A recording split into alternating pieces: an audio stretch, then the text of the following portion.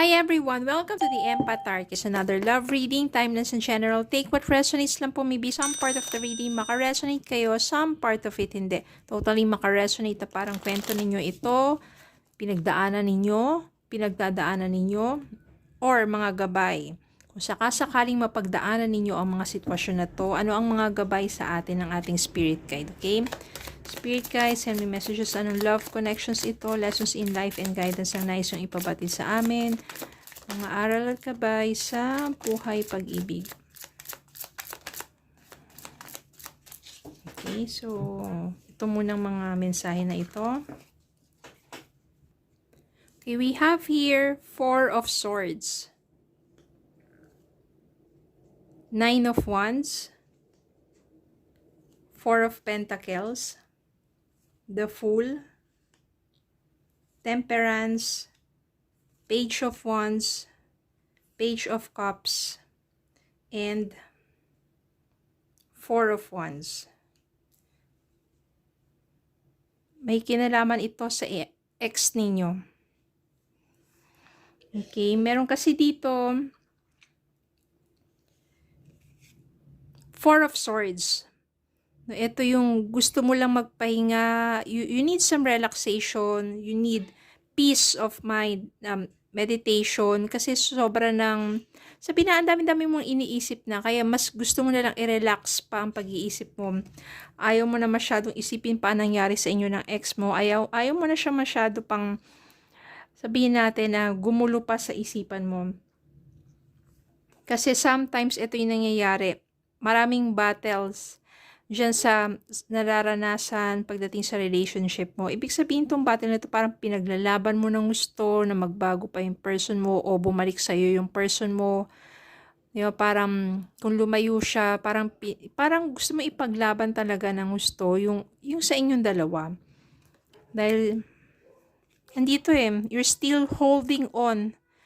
No, yung parang yung love mo sa kanya, hindi mo napapakawalan pa.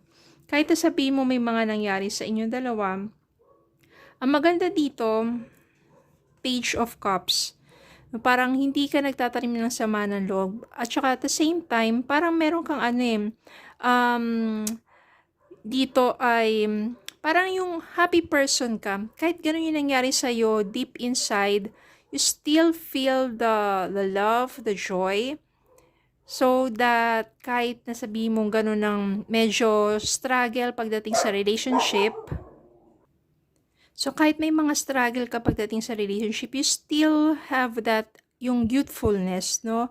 Hindi mo hinahayaan na talagang totally ma-depress ka, pero you still enjoy your life being youthful. Nandun pa rin yung inner child mo. Okay? Tapos nandito yung Page of Wands na yan. Ito yung maganda. Good news. Yung good news na to, magbibigay sa'yo ng exciting na, sabihin natin, balita. Talagang nakakakilig ito. Because, temperance. Ibig sabihin dito, yung pagiging patient mo, hindi ka nagmamadali kasi alam nyo, kapag meron kayong relationship tapos medyo shady, medyo nag-struggle kayo doon, parang wag niyong pipilitin. For example, nagkaroon kayo ng pagtatalo o ng tampuhan, wag mong pipilitin yung person mo na para makipag-usap na sa'yo.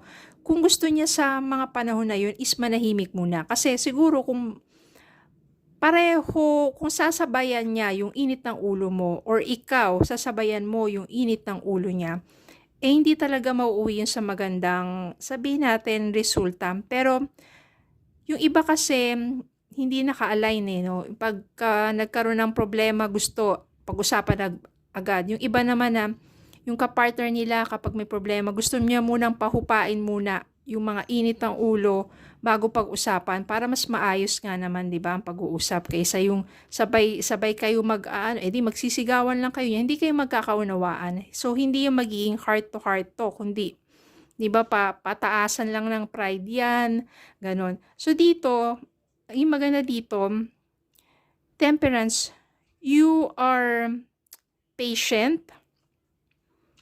Ganun na rin pagdating sa paghihintay ng tamang panahon, kung kailan ready na, ang person mo to talk things, to work things, to work out everything between the two of you.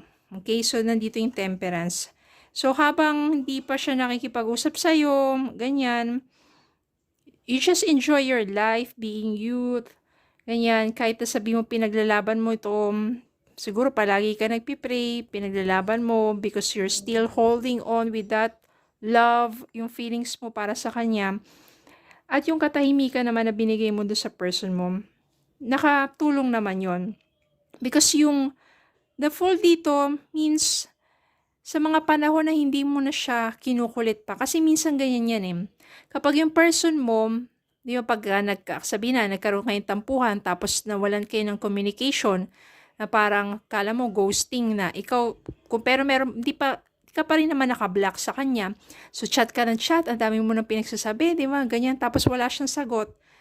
Hindi ka niya sinasagot sa mga chat mo, sa mga tawag mo, kasi gusto niya muna ng katahimikan para mag-isip-isip. Pero kung tatadtarin mo siya ng mga ganon, mga litanya, ay baka lalo lang tumagal. Para kasing nag-chase ka rin yan eh, di ba? Kahit sabi mo meron kayong naging tampuhan lang na gusto niyong ayusin. Pero bigyan niyo ng time and space ang isa't isa. At yung person mo, eto na yan. Ready na yan to take the risk, to start over again, to show up, to communicate, to reach out. At ito na nga yung kalalabasan ng binigay mong time and space para sa inyo. Reunion, coming home, feeling welcome. So, nandito na yung togetherness. Ito na yung success. Ito na yung celebration of love. Ibig sabihin yan, sa mga panahon na kayong dalawa ng person mo ay sabihin natin medyo nagkahiwalay, ganyan.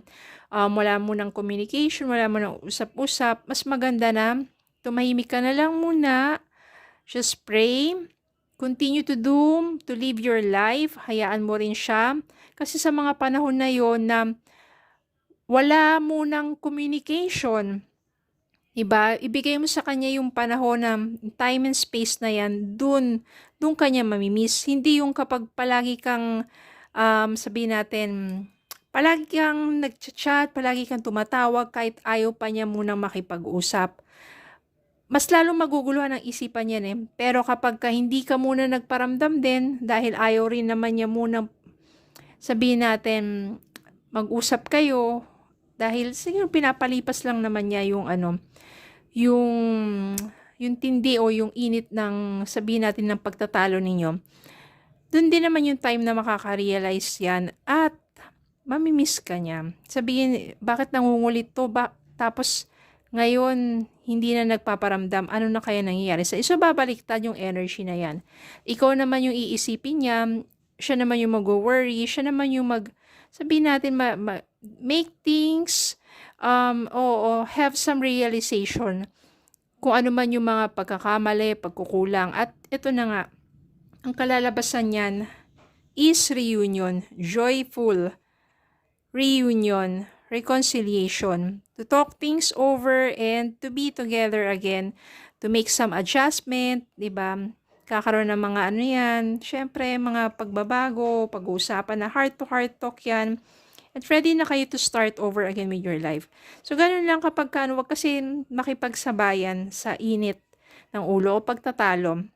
Or bigyan yung panahon ng isa't isa kung ayaw pa niya, ayaw niyong pag-usapan muna, okay, pahupain muna. Then, kapag okay na, medyo kalmado na, then doon yung pag-usapan yung kung ano man yung problema or yung mga, sabihin natin siguro tampuan o kung ano pa man yan. Para mas maayos, hindi yung kung kailan mainit, mataas ang emosyon.